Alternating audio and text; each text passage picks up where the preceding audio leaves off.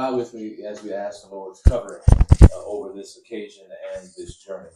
God, we thank you first for being the God that you are, for being sovereign and gracious, for having mercy that is fresh every morning. We thank you that this morning when we woke up, we have the strength that you have provided. So we thank you for this awesome occasion. Thank you for this privilege of coming together. We pray that this will not only reflect your goodness and your sovereignty, your ability to orchestrate all things to work together for the good of those who love you and are called according to your purpose. But we thank you for this one who has answered his call to serve and lead, even as he has already done in this community, to continue in that vein. And so our prayer right now, God, is a prayer of anticipation. It's a prayer of appreciation. It's a prayer of assurance that we trust that you will guide his steps and that you will order each and every step that he takes, and that you would bless he and his family, this journey and this moment in history, so that ultimately your name is glorified and our community is made even better. So we thank you even in advance for all the great things you have in store for Lake Charles, even through our dear brother and friend, Brent Hawkins. Thank you now for this honor. Bless this time together, and thank you for all those who have prepared this food and for this evening. We ask it all in the name of Jesus Christ. Amen. Amen.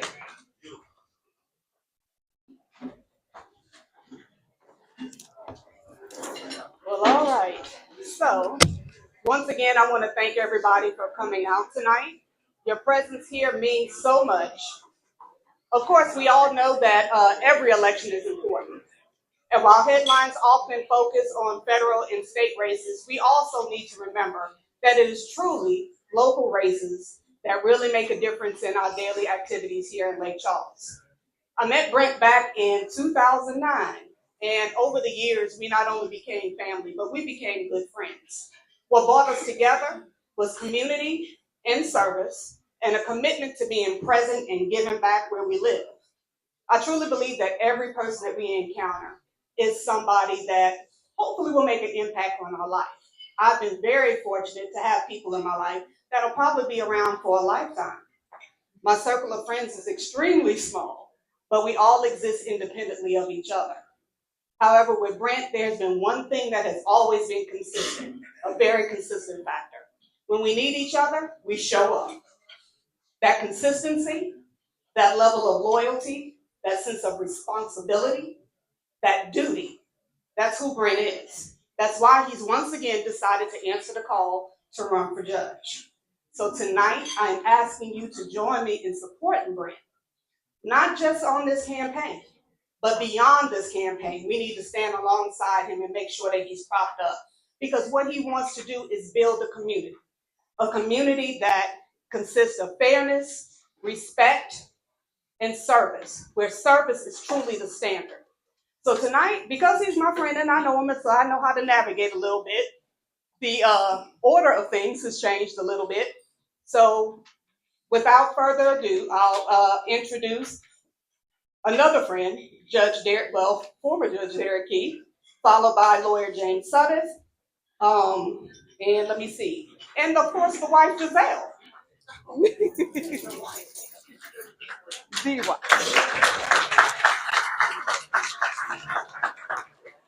Good evening, good evening, good evening.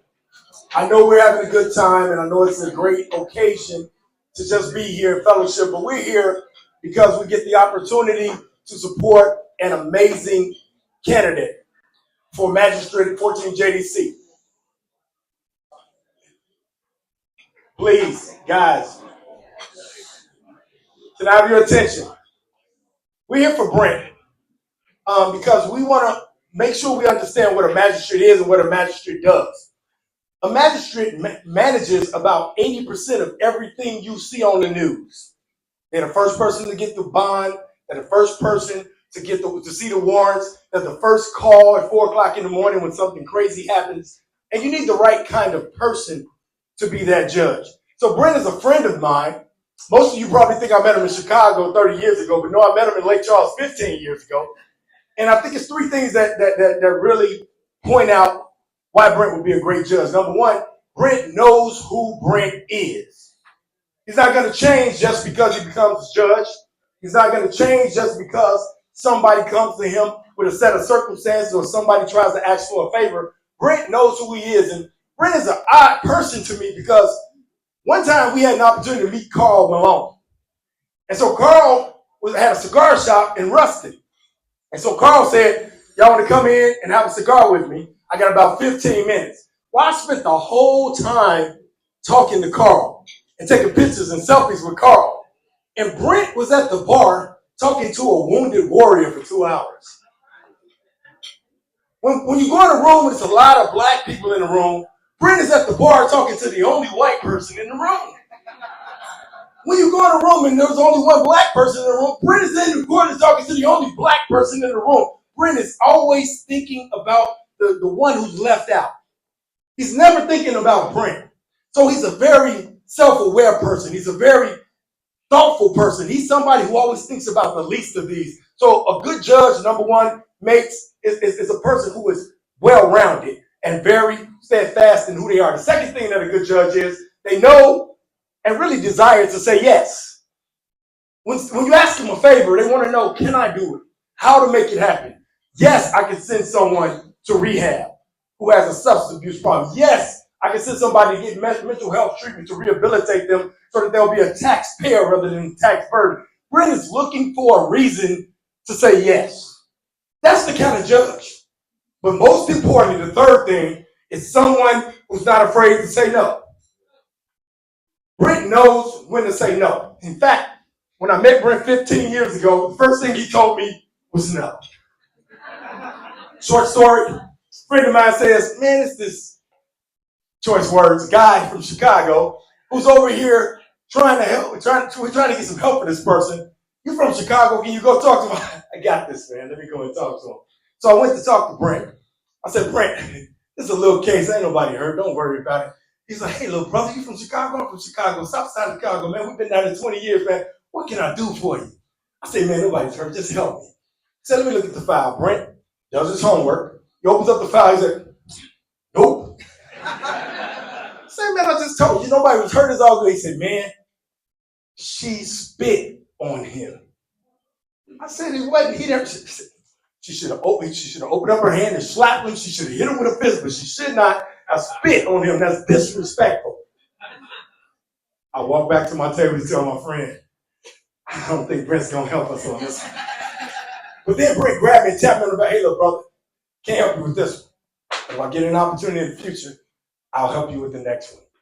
And when I was at the public defender's office many years ago, Brent came to my boss and said, I want a worthy advocate. Someone who fights for people's rights so that I can beat them up in court. That's what he said. But he didn't beat me up in court all the time. But he wanted somebody worthy because he believes that people need good representation. He believes that there's a reason for people to have an opportunity to hear yes. And when it's time to say no, to keep our community safe, when it's time to say no, to make sure that we develop in the way that we ought to, Brent is the man to do it. I'm very happy to tell you he is going to be our next magistrate judge for the 14th JDC. Give a hand for Brent Allen Hawkins. A man who knows himself, a man who knows how to say yes and has the courage to say it, and one who's not afraid to say no. Thank you. Next, we're going to talk about Brent, not as my friend, we're going to talk about Brent as a lawyer. I'm going to call James Sutton to the podium. Thank you. Good evening, everybody. Brent told me that I had to behave tonight, which means I only get 2 minutes. I've got 2 minutes and I have to shut up. So I'm going to try to be as quick as I can. I have had the opportunity to work with Brent as a lawyer, both in the DA's office when he came to me as a defense attorney. I've worked with him as allies on cases, meaning we've been co-counsel on cases. We've been adversaries. We've been opposed to each other on cases.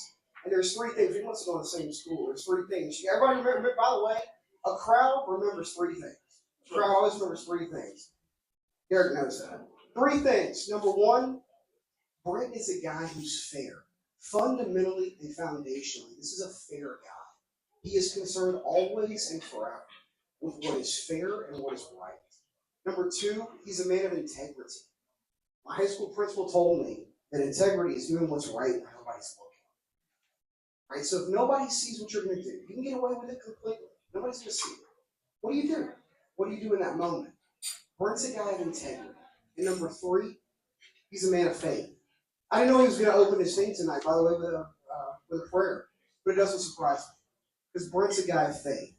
You want somebody in this role who, when they're walking down the stairs to courtroom B, is saying a prayer for wisdom before they take the bench. So when you find somebody who has faith, integrity, and is fair, you do what you can to back them as judge. And that's why I'm here. Thanks, everybody. Yes, it's 7:27. Now we're gonna have someone. There's only 2 people who know Brent longer than me, other than his wife in this room. Well, his brother is in here as well. But that's one is his friend who's over here from Vegas, who flew in last night and surprised him.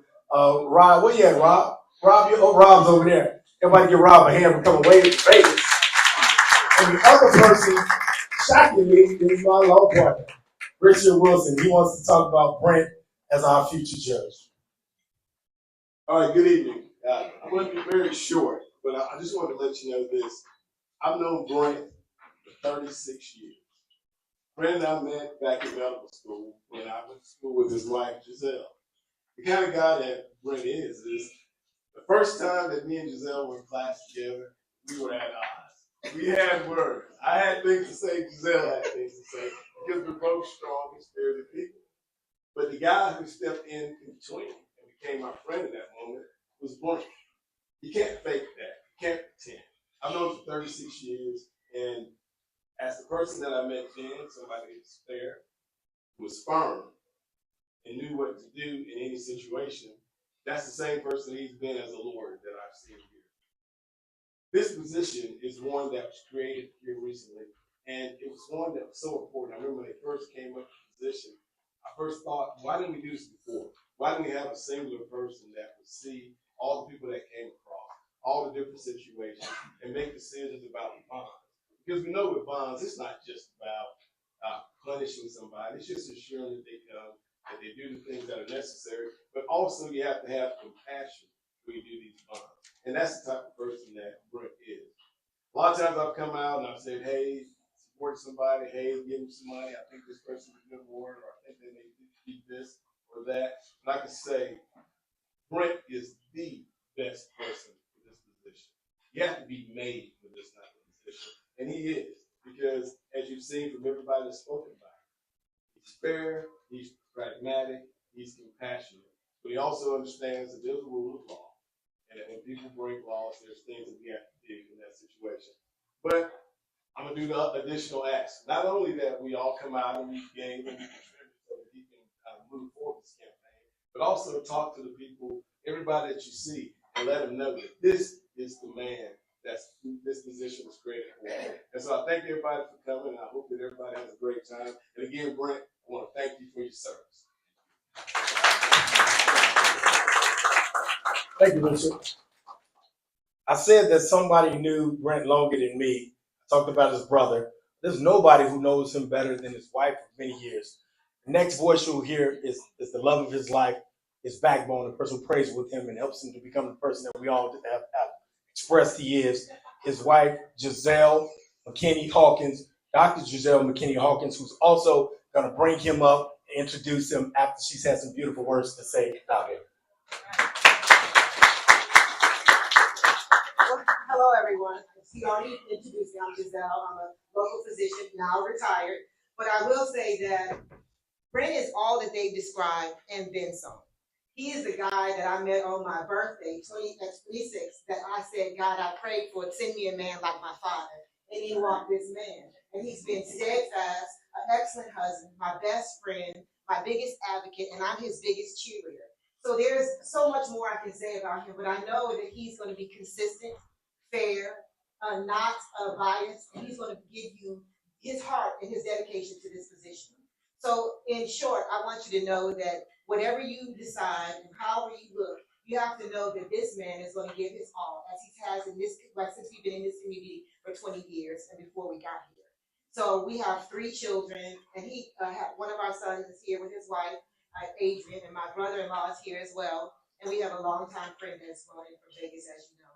So I want to thank you guys for coming and help me introduce the future magistrate judge for the 14th JDC, my husband, my best friend, Brent Hawkins.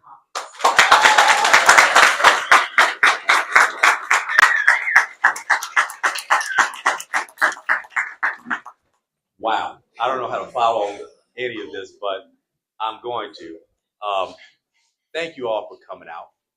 Thank you for taking time out. It's, I think, reflective of what this community looks like and feels like, and prayerfully is looking for. So I thank you for that. I'm Brent Hawkins. I'm running for magistrate judge for the 14th Judicial District Court. Now, I'm running because I believe that courts should be guided by one principle, and that is consistency. And it's so important that as lawyers and even life, we look for things that are consistent.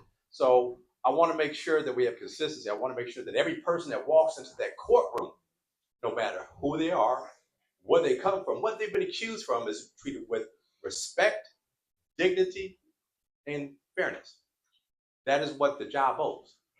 A judge is to be an impartial, unbiased jurist, and that is what I seek to do. I've dedicated about 80% of my career to working in the realm of criminal law.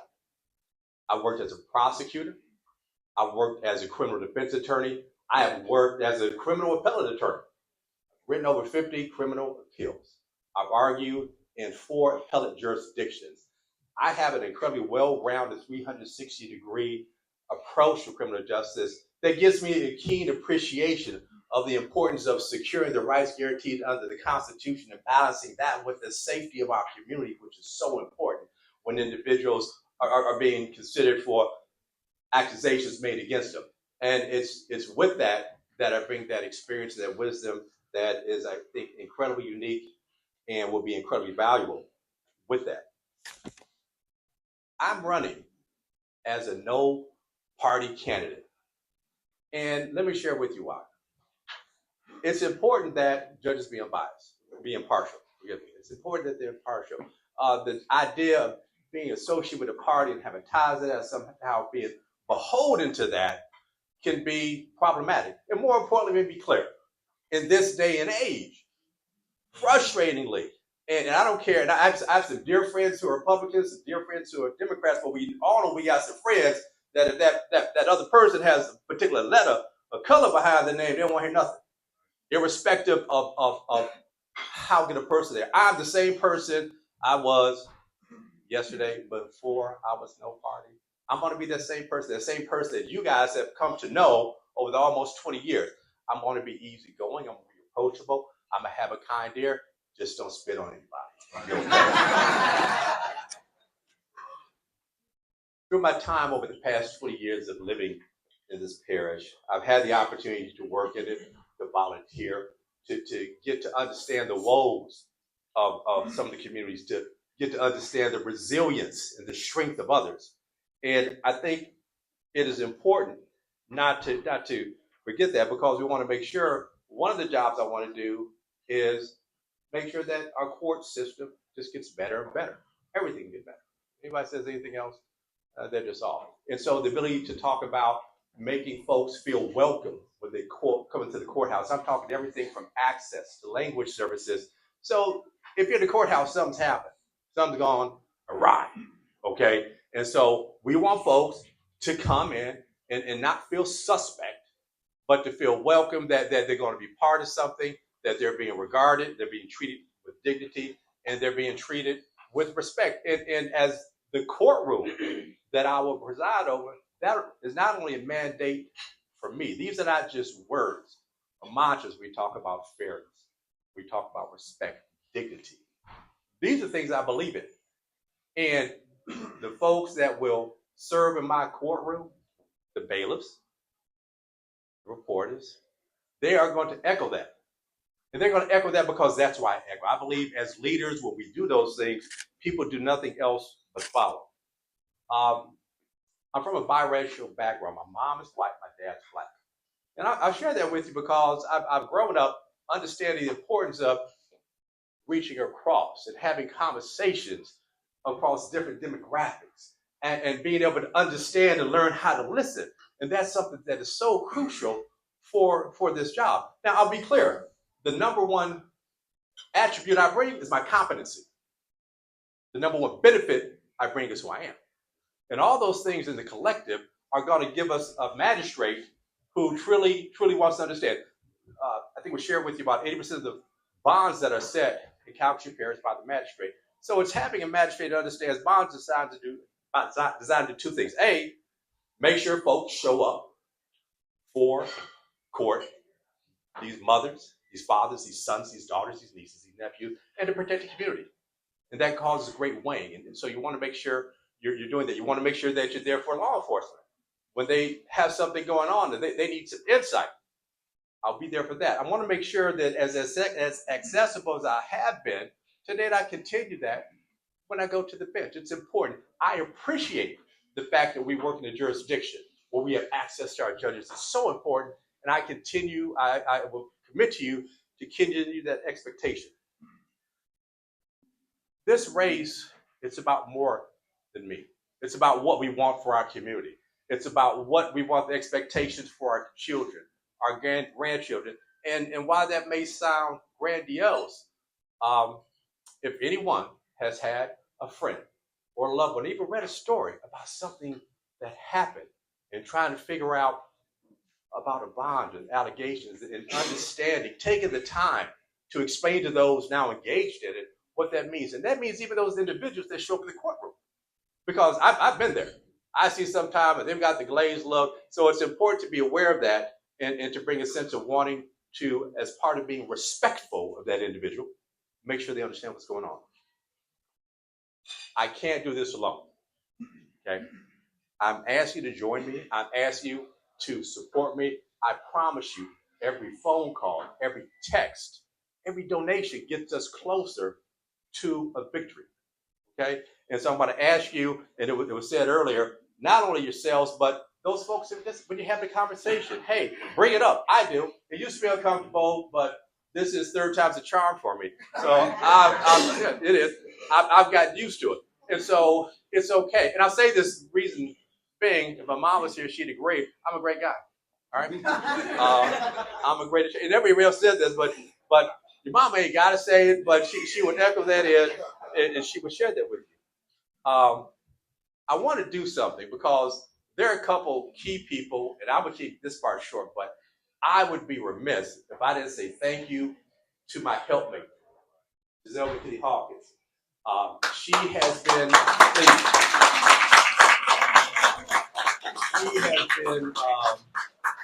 nothing more than miraculous inspiration in my life. I want to say thank you to Derek Key, my brother we met years ago in the courtroom, trying to get some help with somebody spit on somebody. That's not a good look, right?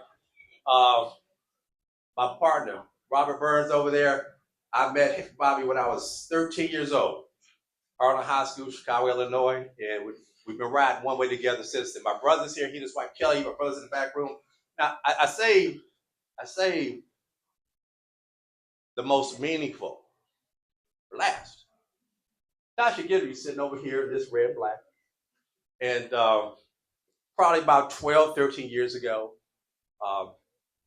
we met. And I'm going to say this. I don't know where I'd be without Tasha in this process. In certain aspects of my career, because she has always been that big sister who loves you fiercely, ain't gonna let nobody bother you, but has no hesitation about putting you in a headlock, telling you need to act right. And so she has been, since I came to her back into June and told her about this, I commit to you, but within 24 hours, I had a campaign strategy, 40 pages, detailed. No, I need to show. That's the type of friend I have. And I would be remiss because as we're looking here today, the things that have kind of evolved through that are because of her. And there are others of us, we put a little something in the gumbo, but she went to the store. She got the ingredients. So I'm thankful for that. With that, my name is Brent Hawkins. I'm running for magistrate judge. I most humbly ask for the support for the election. It's going to be November 3rd next year. We're going to have a website that will be up November 1st. It's www.brent4judge.com. www.brent4judge.com.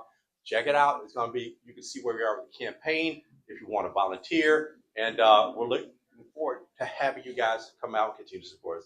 I'm going to ask that God bless y'all and bless our community. Thank you.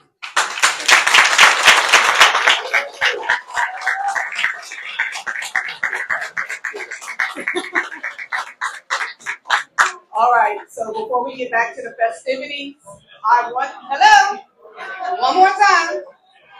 Uno momento. Hello.